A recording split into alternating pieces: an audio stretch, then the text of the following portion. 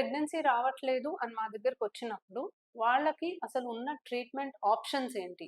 So, ఎటువంటి treatments మీకు అందుబాటులో ఉన్నాయి? ఏ ట్రీట్మెంట్స్ దాదాపుగా మనం ఎలా చేస్తాము అనే దాని గురించి డిస్కస్ చేద్దాం. సో, ప్రెగ్నెన్సీ రాకపోవడానికి వేరియస్ రీజన్స్ ఉంటాయండి. సో, ఫస్ట్ ఆఫ్ ఆల్ ఆ రీజన్ ఏంటి అనేది తెలుసుకోవడానికి ట్రై చేస్తాము. కొన్ని రీజన్స్ మనం కరెక్ట్ చేయగలం.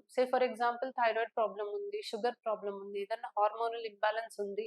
ఇవి స్ట్రెయిట్ ఫార్వర్డ్‌గా మనం డైరెక్ట్‌గా కరెక్ట్ చేయగలము. అప్పుడు వాళ్ళు ఆ హార్మోన్ ఇంబాలెన్స్ కానీ, థైరాయిడ్ సమస్య గానీ వాళ్ళు బయటపడితే వాళ్ళకి నేచురల్‌గానే ప్రెగ్నెన్సీ వచ్చే అవకాశం ఉంటుంది.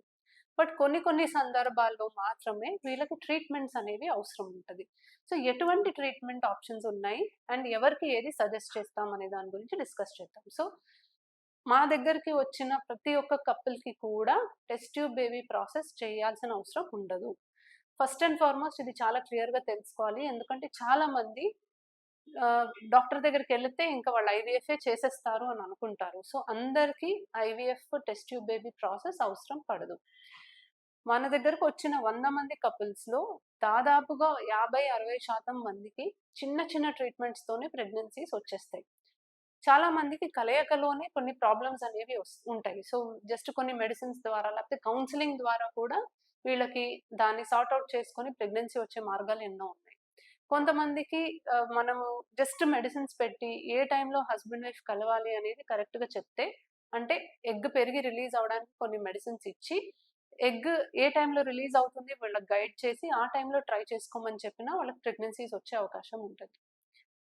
నెక్స్ట్ ట్రీట్మెంట్ అనేది మనకొస్తే ఐయుఐ అనే ట్రీట్మెంట్. సో, ఐయుఐ అనే ట్రీట్మెంట్‌లో ఆడవాళ్ళకి ఎగ్ పెరిగి రిలీజ్ అవ్వడానికి మందులు, టాబ్లెట్స్, ఇంజెక్షన్స్ పెట్టి, ఎప్పుడైతే ఎగ్ రిలీజ్ అవుతుందో ఆ టైంకి హస్బెండ్ స్పెర్మ్స్‌ని ప్రాసెసింగ్ చేసి, అంటే కదిలే కణాల్ని సెపరేట్ చేసి ఆడవాళ్ళకి గర్భసంచిలోకి ఎక్కిస్తాం.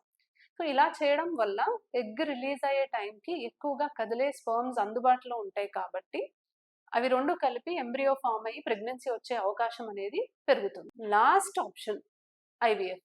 ఇది లాస్ట్ ఆప్షన్ అన్నాను కాబట్టి అన్నీ ట్రై చేశాకే ఐవీఎఫ్ చేస్తామని కాదండి. ఎవరికైతే ఐవీఎఫ్ అవసరమో వాళ్ళకి డైరెక్ట్‌గా ఐవీఎఫ్ చెప్తాము. ఎవరికి ఐవీఎఫ్ అవసరం లేదో మిగతా ట్రీట్మెంట్స్ ఫస్ట్ ట్రై చేస్తాం. బట్ అవి ఫెయిల్ అవుతే అప్పుడు మళ్ళీ ఐవీఎఫ్ చెప్తాం. సో, ఎవరికి ఐవీఎఫ్ అవసరం 2 ట్యూబ్స్ బ్లాక్ ఉన్నా, స్పెర్మ్ కౌంట్ చాలా తక్కువున్నా, ఎగ్ నంబర్ తక్కువున్నా, ఎండోమెట్రియోసిస్ స్టేజ్ 3, స్టేజ్ 4లో ఉన్నా, ఐయుఐస్ మల్టిపుల్ టైమ్స్ ఫెయిల్ అయినా, అన్ని టెస్ట్‌లు నార్మల్ ఉండి, వాళ్ళు ఎంత ట్రై చేసినా ప్రెగ్నెన్సీ రావట్లేదు, అన్‌ఎక్స్‌ప్లెయిన్డ్ ఇన్‌ఫర్టిలిటీ ఉన్నా, ఏజ్ ఎక్కువున్నా, డోనర్ అవసరం ఉన్నా, ఎగ్ డోనర్ అవసరం ఉన్నా, సో, ఇలాంటి వాళ్ళకి మాత్రం డైరెక్ట్‌గా ఐవీఎఫ్ చెప్తాము. బట్ అదర్‌వైజ్ మిగతా ట్రీట్మెంట్స్ ఫస్ట్ ట్రై చేసి అవ్వకపోతే మాక్సిమం ఐవీఎఫ్ చెప్తాం. సో, ఐవీఎఫ్ అనే ప్రాసెస్‌లో ఆడవాళ్ళకి శరీరం నుంచి ఎగ్స్ మనం బయటికి తీసి, భర్త కణాలతో మనమే కలిపి ఎంబ్రియో అనేది ఫార్మ్ చేసి, ఫార్మ్ అయిన ఎంబ్రియోని ఆడవాళ్ళకి గర్భసంచిలో పొర బావున్నప్పుడు, పెరిగినప్పుడు గర్భసంచిలో పెడతాం. సో, ఇవి మీకున్న ట్రీట్మెంట్ ఆప్షన్స్. సో, కొంతమందికి సింపుల్‌గా జస్ట్ మెడిసిన్స్‌తోనే ప్రెగ్నెన్సీ వచ్చేస్తుంది. కొంతమందికి ఎగ్ పెరుగుతుందా, రిలీజ్ అవుతుందా అనేది ఫాలిక్యులర్ మానిటరింగ్ చేసి ఏ టైంలో కలవాలో చెప్తాము. అప్పుడు అలా ప్రెగ్నెన్సీస్ వస్తాయి. కొంతమందికి ఐయుఐ అవసరం అవుతది. కొంతమందికి ఐవీఎఫ్ అవసరం అవుతుంది. సో, అందరికీ బ్లాంకెట్ ట్రీట్మెంట్ లాగా ఒకటే ట్రీట్మెంట్ ఇవ్వడం జరగదండి. ఒక కపుల్ వచ్చినప్పుడు చాలా ఫ్యాక్టర్స్ కన్సిడర్ చేస్తాము. వాళ్ళ ఏజ్ ఎంత? వాళ్ళకి పెళ్ళై ఎన్ని సంవత్సరాలైంది? ఇంతకుముందు వాళ్ళు ఏం ట్రీట్మెంట్స్ తీసుకున్నారు? జనరల్‌గా వాళ్ళ హెల్త్ కండిషన్ ఎలా ఉంది? ఇవన్నీ చూసుకొని వాళ్ళకి ఏ ట్రీట్మెంట్ అవసరమో దాన్ని సజెస్ట్ చేయడం జరుగుతుంది. Thank you.